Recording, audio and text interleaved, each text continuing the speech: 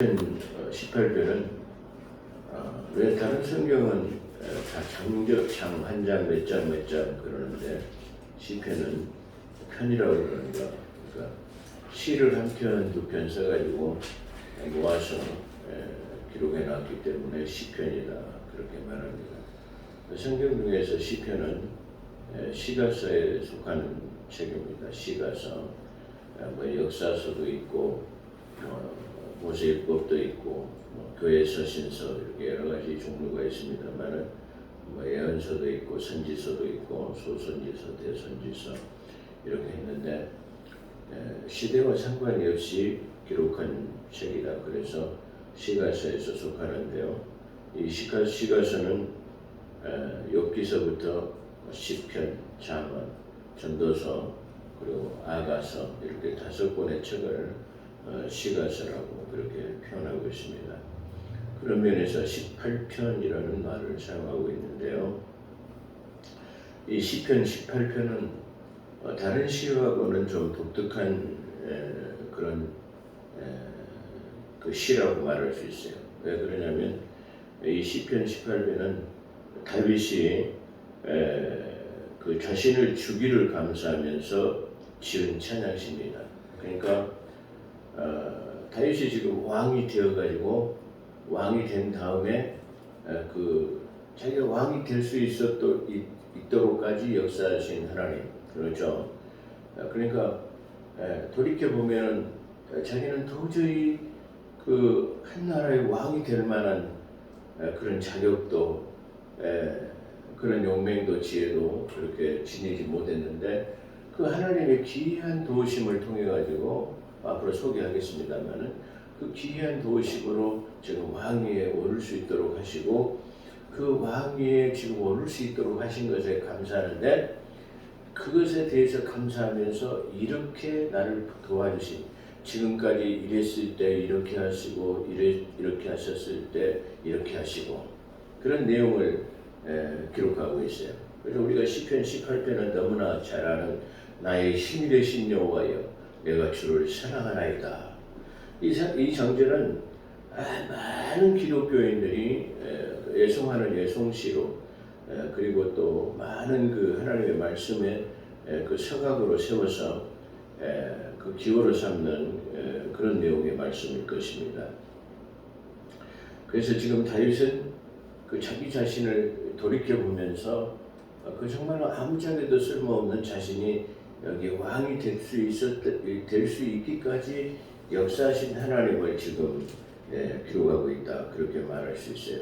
그래서 다윗은 하나님에 의해서 인본주의자로 전락한 사울과 그의 왕가를 대신해서, 그러니까 사울도 맨 처음에는 하나님의 뜻대로 잘하는 것 같은 믿음이 있는 사람 같았으나 정작 왕이 되고 나서는 인본주의 신앙으로 치우쳐버리는 그런 모습을 보고 그렇게 인본주의로 전락한 사울과 그의 왕가를 대신해서 이스라엘의 신정통치국가의 왕국을 새 왕으로 선택된 지 5년 후인 그랬습니다. 이 말은 무슨 말이냐면은 하나님께서 사울이 도저히 신정통치국가라는 것은 뭐냐면은 하나님의 선민 이스라엘 백성을 아버지의 뜻대로 대신 그것을 아버지의 뜻에 따라서 하나님의 뜻대로 통치해줄 그런 사람, 그런 나라를 갖다가 신정통치국가라고 말할 수 있어요. 하나님의 언제나 뜻에 따라서 살아가는 나라를 갖다가 신정통치국가라고 말할 수 있어요. 어느 나라를 예를 들어서 그러면 신정통치국가가 어느 나라인가라고 보게 되면 미국을 대변할 수 있죠. 미국은 아주 신앙의 나라, 믿음의 나라, 하나님을 섬기는 나라. 그리고 우리 대한민국도 아주 교회가 세계 최대 교회가 우리 한국에 있고 최고의 교회도 한국에 있다.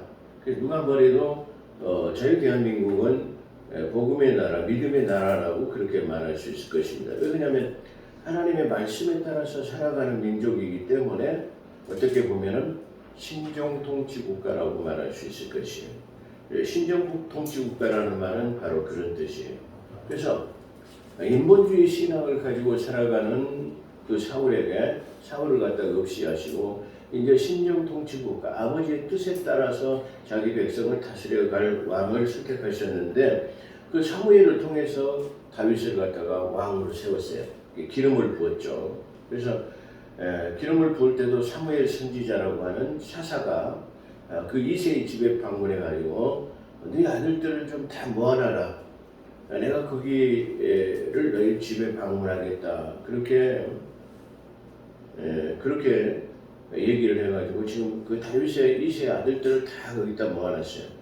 7 아들은 거기 있다가 전부 다 모여서 지금 사무엘이 앞 사람 됨됨임을 살펴가고 하나님의 뜻이 어디에 있어서 그를 기름 부음을 하시겠는가 그렇게 물으셨을 때 첫 번째부터 그 7 아들이 그 배열에 있는 거기에 한 사람씩 하나님 이 사람입니까? 둘째에서 이 사람입니까? 이렇게 묻고 갔는데 7째까지 지나갔는데 없어요. 그래서 사무엘 선지자는 이새에게 야 이새야 너희 아들들이 전부 다 여기 다 모였느냐? 그렇게 물었죠. 아닙니다. 한 사람이 지금 하나가 안 모였는데 그런 저 지금 들판에서 양떼에게 꼴을 먹이고 있습니다. 그러니까 지금 사무엘이 빨리 그 아이를 데려와라. 데려오니까 얼굴이 붓고 아직 그 젖먹이 털이 아직 가시지 않은 그런 모습의 아주 어린 소년을 데리고 왔습니다. 하나님께서 그 소년에게 기름을 부어라 그렇게 말했죠. 그러니까 자기 아버지도 볼 때에 아들들을 다 모으라 하니까 7 아들은 모아놨는데 그 아들은 부르지도 않았어요.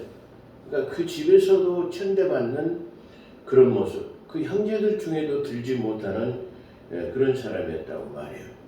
그래서 저는 그 아이에게 기름을 부어가지고 기름을 부은 다음에 다시 말하면 약 10년 후쯤 되죠. 그 시기를 BC 20년에서 BC 10년까지 그러니까 기름을 붓고 나서 약 15년 동안이라는 약 15년에서 10년이 넘는 기간을 박해를 받는 시간이었다고 그렇게 생각해 볼 수 있을 것입니다. 그래서 약 10여 년간을 10년에서 15년간의 그런 기간들을 직접적으로 간접적으로 그리고 극심한 핍박과 박해를 시달리면서 국내외를 유랑하는 그러니까 블레셋도 가고 국경지대도 가고 이 나라를 넘나들면서 그 유랑 생활을 했다고 성경은 증거하고 있습니다. 그러던 다윗이 이제 마침내 모든 정적과 정치적인 적들을 말하죠. 정적과 원수들을 이기고 그 옛날 하나님의 기름 부으심과 축복대로 선민 이스라엘 위에 유일한 왕으로 우뚝 서게 되었습니다. 선민 하나님의 선택한 백성들을 다수대로 위임받은 신정 통치국가의 왕이 되었다라는 말입니다. 그 옛날 자신을 왕으로 택하시고 이제 마침내 왕위에 오르게 하신 하나님을 향하여 터져나온 감사와 찬양을 노래한 시가 바로 이 시입니다. 그러죠? 여기 잘 나타나 있어요. 오늘 본문에도 우리가 보면은 잘 나타나 있는데 오늘 본문에서도 보면 21절에 이는 내가 주의 길을 지켰기 때문입니다. 내 하나님께로부터 악에서 떠나지 아니하였습니다. 내 하나님께 붙어 있으려고 내가 악하게 떠나지 않았습니다. 그의 모든 명령을 내 앞에 있었고 내께서 그의 규례를 치워버리지 않았습니다. 내가 그렇게 했다는 걸 지금 고백해요. 그 다음에 내가 또 그의 앞에서 정직하였고 내 죄악으로부터 나를 지켰나이다. 그러므로 주께서 내 의를 따라 그의 목전에서 내 손의 정결함을 따라 내게 갚으셨도다. 내가 그렇게 의를 따라서 목전에서 내 손의 정결함에 따라 내가 행했더니 그 내게 갚아주셨도다. 오늘 누구 무엇으로 갚아줬냐? 왕으로 갚아줬다. 그래서 오늘 보응하시는 하나님이라는 제목으로 잡았습니다. 주께서 자비로운 자에게 주의 자비하심을 보이시고 정직한 자에게 주의 정직하심을 보이실 것이요 순결한 자에게는 주의 순결함을 보이시고 안구한 자에게는 주의 안구하심을 보이시니 이는 주께서 고난받은 백성을 구원하시고 교만한 눈을 낮추실 것입니다.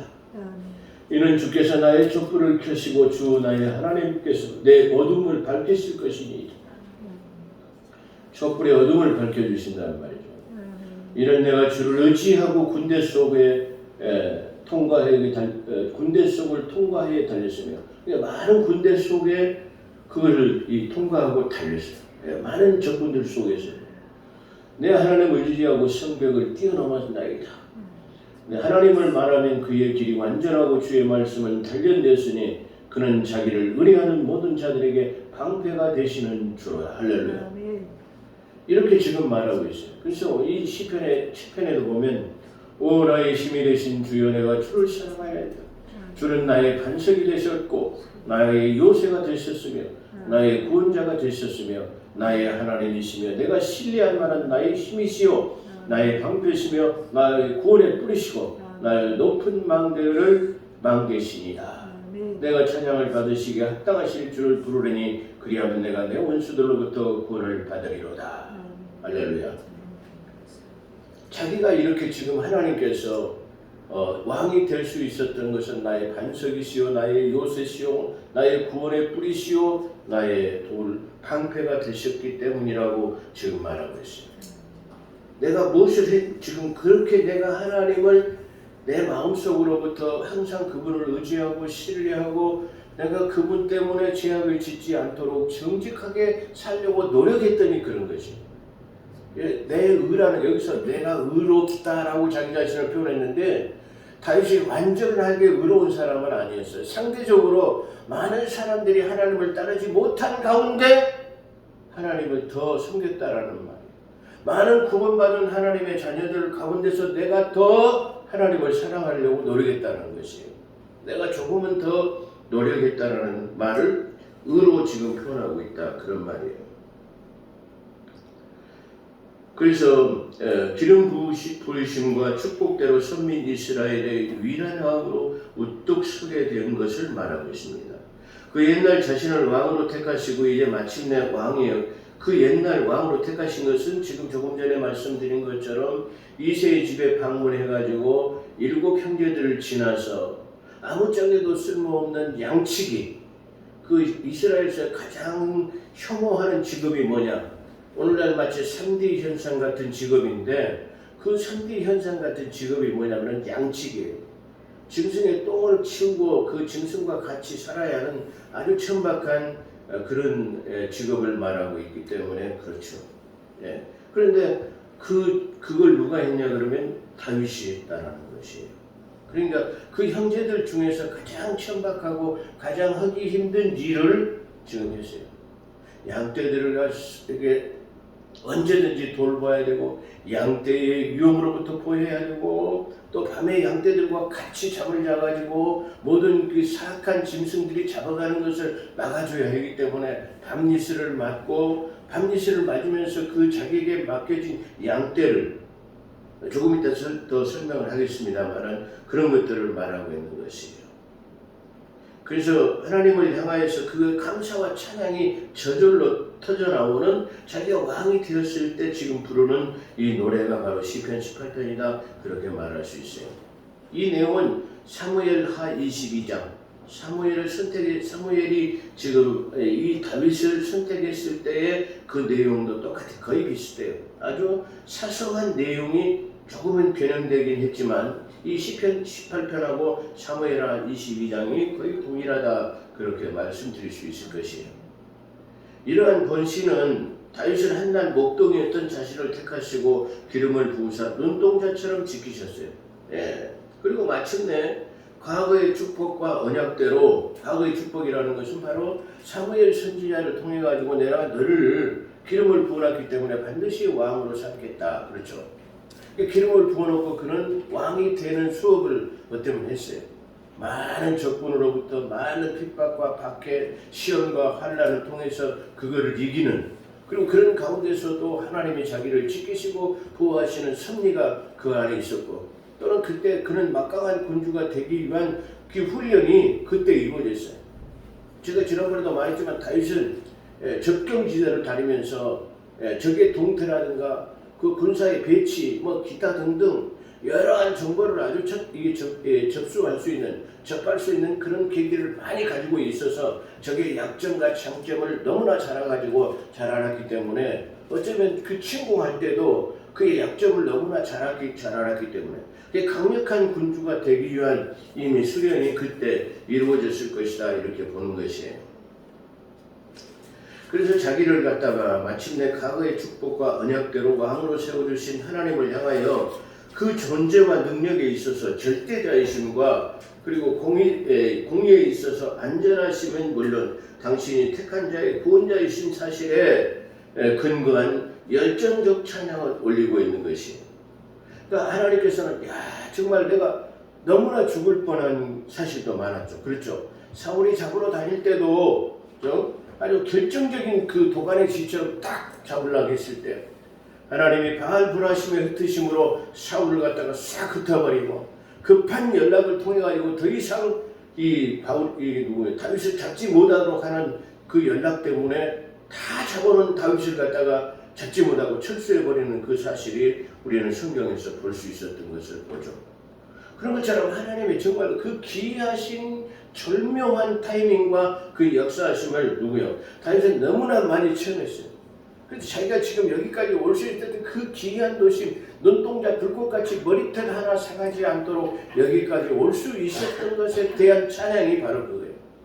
나의 요새시요, 나 우리 구원의 반석이시요, 나의 방패시요, 나의 반석이시요. 이 모든 것들이 바로 그런 뜻이에요. 그것을 생각하면서 우리가 이 시편 18편을 본다고 한다면 그 우리에게 많은 은혜가 되어질 것이다, 그렇게 볼 수 있어요. 근데 우리는 중요한 것이 여기서 하나의 의문점을 갖게 되는 것이에요. 의문점을 갖게 되는데 무슨 의문점을 갖게 되는가? 왜 그렇다면 다윗이라는 사람을 선택했는가? 우리가 보면 알겠지만 다윗은 지금 아까 우리가 본문으로 채택한 21절에서 30절의 내용을 볼 때 자기는 스스로 자기 자신을 지키려고 지향에서 정결하게 살려고 부단한 노력을 했어요. 그런 것이기 때문에 그를 누구예요? 하나님이 선택하는 것입니다. 그래서 우리가 이 하나님의 선택을 우리가 보게 되면 사무엘상 17장을 보게 되는데요. 사무엘 17장을 보게 되니까 사무엘은 지금 블레셋과 사울이 전쟁 당시 있었던 내용입니다. 저 블레셋 군대에 골리앗이라는 사람이 나와가지고 전쟁을 북돋는데 많은 장수들이 그를 대적하면 전부 다 죽어요. 그래서 그 골리앗 때문에 지금 이스라엘은 지금 완전히 패전되어 가고 있고 풍전등화와 같은 그런 상태예요. 그렇죠. 근데 다윗이 지금 자기 형들에게 전쟁터에 갔다가 뭘 먹을 것을 좀 갖다 주고 있어요. 그러니까 자기 아버지 이새가 전쟁터에 나가 있는 두 아들을 통해 가지고 그들이 이 전쟁터에 먹기나 먹는 것인가, 적들하고 대치하고 있은 게 먹는 건 제대로 먹는가 걱정스러워 가지고 그 전쟁터에 다윗에게 먹을 것을 싸서 그걸 보낸단 말이에요. 다윗이 거기에 가보니까 저 골리앗이라고 하는 이 군인, 거대한 적군의 장군 때문에 지금 뭐죠? 이스라엘의 수세에 몰렸어요. 근데 그 진궁에 가서 도착해 보니까 무슨 소문이 났냐 그러면은, 야, 저 적군 골리앗을 물리치면은 많은 금은 부하를 주게 하고, 그 다음에 왕의 딸을 갖다가 공주를 갖다가 부마를 삼아가지고 사위를 삼겠다라고 하는 소문이 널리 퍼졌어요. 그래서 다윗이 물론 진짜로 그럽니까? 그렇다. 진짜로 그럽니까? 그렇다 말이에요. 그래서 진짜로 그렇습니까? 그건 그렇다. 저 골리앗을 물리쳐 주게 되면 마치 우리가 역사에서 드라마에서 볼 듯한 그런 얘기가, 만약에 저 적군 장군을 물리치면 많은 보물을, 금은 부하를 주고 너를 부하로 이게 사위로 삼겠다라고 그러한 내용이에요. 그래서 그런 소문이, 내가 저런 사람 한 사람을 못 죽이냐고 하는 소문이 이 다윗이 그 심부름을 갔는데 그것이 퍼졌어요. 그러니까 어떤 사람이 사울에게 말할 때, 저 소년이 저 장군을, 저 골리앗을 죽일 수 있다고 합니다. 그러니까, 그래, 그 사람이 누군데? 데려와봐라 그랬어요. 데려와 보니까요, 아니, 신체가 건장한 잘 싸운 용사가 아니, 이게 소년이에요. 전투복도 입지 않은 소년이 데려왔단 말이에요. 그 내용을 지금 말하고 있어요. 혹이 다윗이 한 말을 듣고 그것을 사울에게 고하였으며 사울이 다윗을 부른지라. 사무엘상 17장 31절. 그래서 그것을 말하는 그 소문을 듣고 저것을 때려 죽인다는 사람이 있었는데 그 사람이 누구냐? 그러면 그걸 다윗이 불렀어요. 그랬더니 다윗이 왔어요. 사울이 다윗을 부른지라. 다윗이 사울에게 고하되 그를 인하여 사람이 낙담하지 마. 이게 지금 사울이라고 하는 왕 앞에 와가지고 어린 소년이 저 장군 저렇게 블레셋 군대 골리앗 때문에 낙담하지 마십시오. 저거 아무것도 아닙니다. 지금 이 소년이 그러니까 왕이 볼 때 어떻게 했어요? 참 기가 막히거든요. 그 다음 얘기예요. 낙담하지. 주의 종이 가서 저 블레셋 사람과 싸우래. 낙담하지 마십시오. 내가 저 블레셋 군대 골리앗과 가서 내가 싸우겠습니다. 그러니까 뭐예요? 사울이 다윗에게 이르되 내가 가서 저 블레셋 사람과 싸우게 능치 못하니 너는 소년이여. 너는 어려서부터 그는 어려서부터 용서. 네가 블레셋 내가 너는 손이 안 된다. 너는 안 돼. 이제 그렇게 지가 싸운다니까 사울이 보니까 기가 막히거든요. 이 작은 소년이 가서 싸우겠다 하니까 너는 소년이고 저 블레셋 군대 장군은 말은 어려서부터 전쟁터에서 싸워온 아주 무적의 용사다. 안 된단 말이야. 그런 뜻이. 이해되시죠? 참 재밌네요. 하나님의 말씀. 사울이 다윗에게 이르되 내가 가서 저 블레셋 사람과 싸우기 능치 못하리니 너는 소년이요 그는 어려서부터 용사이니라. 다윗이 사울에게 고하되 주의 종이 아비의 양을 지킬 때 사자와 곰이 와서 양떼 새끼를 움키면 할렐루야. 지금 이걸 말하고 있어요. 사울이 지금 다윗을 보니까 너는 소년이고 저 사람한테 안 돼. 그러니까 다윗이 말이야. 내가 양떼를 지킬 때라는 것을 말하고 있어요. 자, 여기서 나와 여러분이 하나님이 왜 다윗을 선택했던가를 우리가 알게 하는 대목이에요. 할렐루야. 양떼의 새끼를 움키려고 하면 내가 따라가서 그것을 치고 그 입에서 새끼를 건져내었고 그것이 일어나서 나를 해하고자 하면 내가 그 수염을 잡고 그것을 쳐 죽였나이다. 주의 종이 사자와 곰도 쳤은즉 사시는 하나님의 군대를 모욕한 이 할례 없는 블레셋 사람이니까 그가 그 짐승의 하나같이 되리라. 또 가로되 여호와께서 나를 사자와 발톱과 곰의 발톱에서 건져내셨은즉 나는 이 블레셋 사람의 손에서도 건져내시리이다. 할렐루야. 사울이 다윗에게 이르되 가라. 여호와께서 너와 함께 계시라. 지금 말하는 거예요. 사울이 볼 때 지금 어린 손에 너는 안 돼. 저 사람 어렸을 때부터 용사였어. 그리고 키가 장대한 자야. 감히 누구도 담당할 수 없는데 네가 가서 한다고. 우리 군대 장군도 저를 못 당했는데 네가 가서 한단 말이야. 그러니까 다윗이 말이야. 에이, 내가 양떼를 지킬 때요 곰도 사자도 찢어 죽였습니다 라고 말하는 거예요.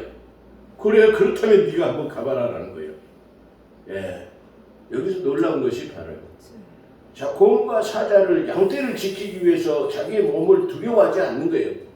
다시 말하면 자기에게 주어진 사명을 갖다가 죽기까지 하는 것이에요.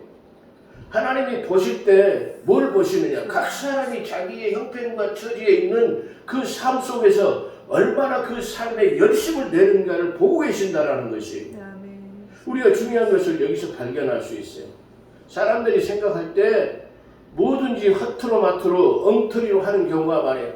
눈에 가시같이 그냥 눈의 연기처럼 그냥 시간만 적당히 때워 그래가지고 내가 월급이나 받으면 되지라고 하는 생각들을 가지고 있어요.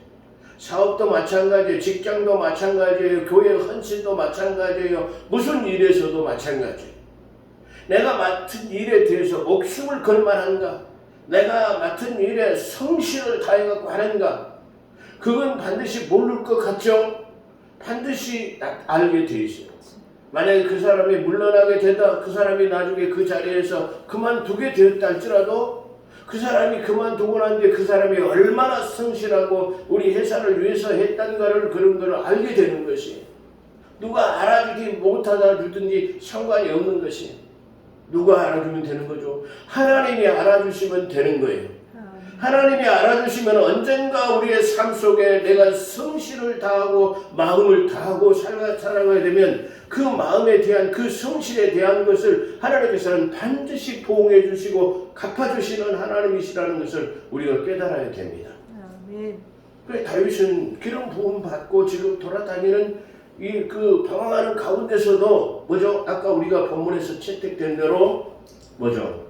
얼마나 하나님 앞에 몸부림치며 살았는가를 나타내요.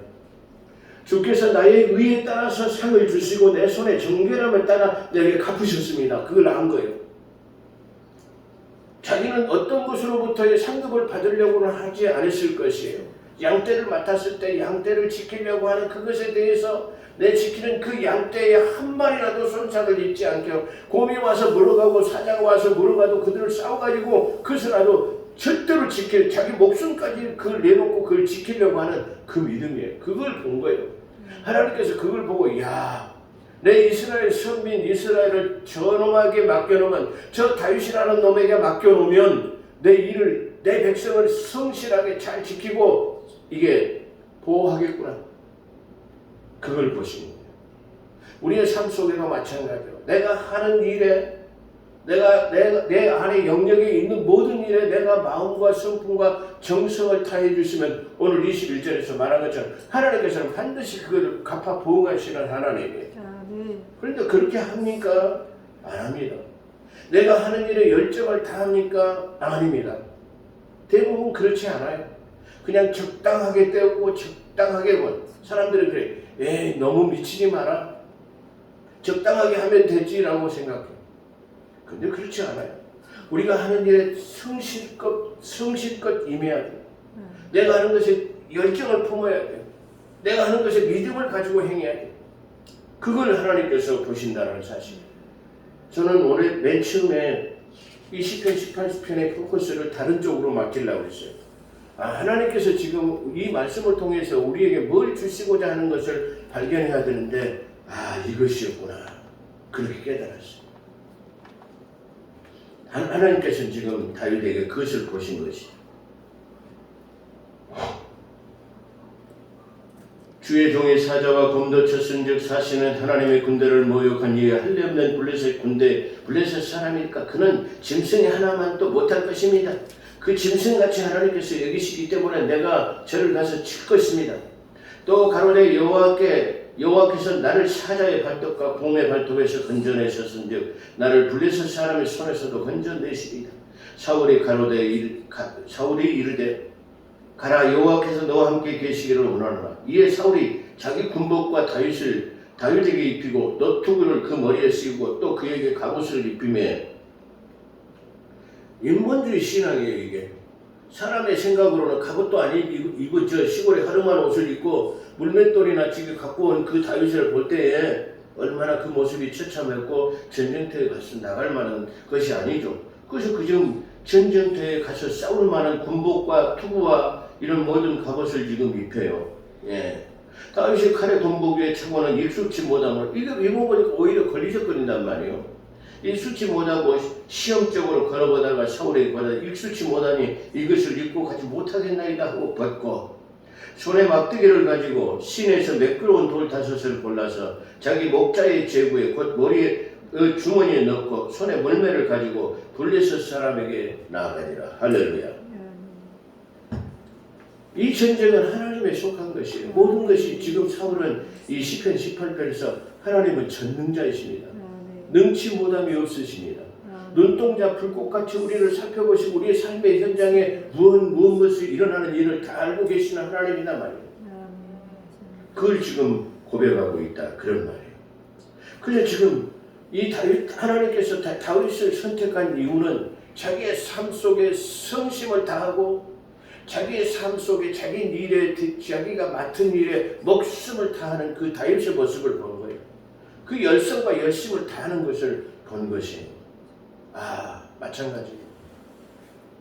이것을 한번 우리가 세상적으로 볼까요? 내가 어떤 세상에서 무슨 일을 하고 있어요. 내가 조그마한 슈퍼마켓을 하고 있어요. 사람들이 생각할 때 이 슈퍼를 할 때 이 조그만 구멍개 같은 거 해가지고 무슨 돈을 벌까 이렇게 생각할 수도 있을 거예요.